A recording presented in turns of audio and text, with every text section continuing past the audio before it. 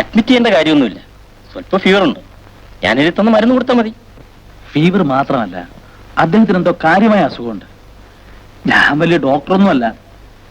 ഇന്നലെ രാത്രി അദ്ദേഹം കാട്ടിക്കുട്ടിയ പരാക്രമം കണ്ടപ്പോ അപ്പൊ തന്നെ കഴിഞ്ഞു എന്ന് വിചാരിച്ചതാ. ചിലപ്പോ മാനസികമായിരിക്കാം. ആയിരിക്കാം. ഒരു രോഗിയെ സംബന്ധിച്ചിടത്തോളം പകുതി മരുന്നും പകുതി മാനസിക സംതൃപ്തിയുമാണ് അയാളുടെ രോഗം ഭേദമാക്കുന്നത്, അല്ലേ? ചിലരെ സംബന്ധിച്ചിടത്തോളം. ആ ചിലരിൽ ഒരാളാ ഇയാള്. കുറച്ച് ദിവസം കൂടെ കിടക്കട്ടെ. കുറച്ച് മെഡിസിൻസും കുറച്ച് ഇഞ്ചക്ഷൻസും 1-2 കുപ്പി ഗ്ലൂക്കോസും. ഗ്ലൂക്കോസ് കൊടുക്കേണ്ട ആവശ്യമൊന്നുമില്ല. അതുകൊണ്ട് ദോഷമല്ലോ ഉണ്ടോ? ദോഷമൊന്നും ഉണ്ടായിട്ടല്ല. പിന്നെന്താ? ഒരു രോഗിക്ക് ഇങ്ങനെ എന്തെങ്കിലുമൊക്കെ ചെയ്യുന്നു എന്ന് തോന്നലുണ്ടായാൽ തന്നെ രോഗം മാറും. അങ്ങനെ രോഗം മാറുന്നതുകൊണ്ട് ഡോക്ടർക്ക് വിരോധമൊന്നുമില്ലല്ലോ. ഹേയ്, അതെന്താ? അദ്ദേഹത്തിന്റെ അടുത്തിട്ട് കിടന്ന് കളിക്കുന്ന കളി മാനസികമാണ്. ഡോക്ടർ പെട്ടെന്ന് തന്നെ വേണ്ടത് ചെയ്യും. പ്ലീസ്.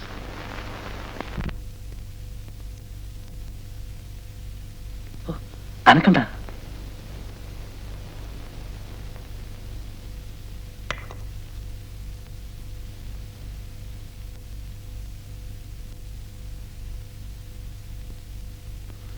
ഇതൊക്കെ ഇത് ഗ്ലൂക്കോസ്.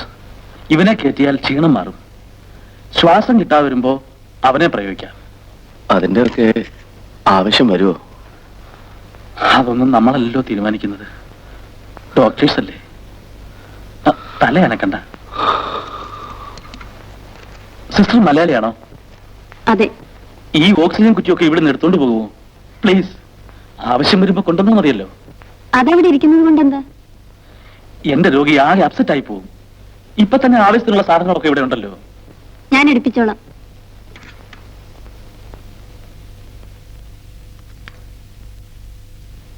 സിസ്റ്റർ, മാലതി ഡ്യൂട്ടിയിലില്ലേ? അവർക്ക് നൈറ്റ് ഡ്യൂട്ടിയാ.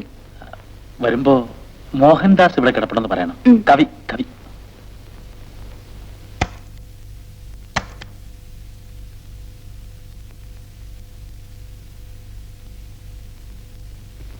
മാഷ്ക്ക് വെപ്രാളവും പരവേശവും തോന്നുന്നില്ലല്ലോ, അല്ലേ? ഇല്ല. ദൈവം എന്തെങ്കിലും ഒരു വഴി കാണിച്ചു തരും. എനിക്കെന്താ രോഗം?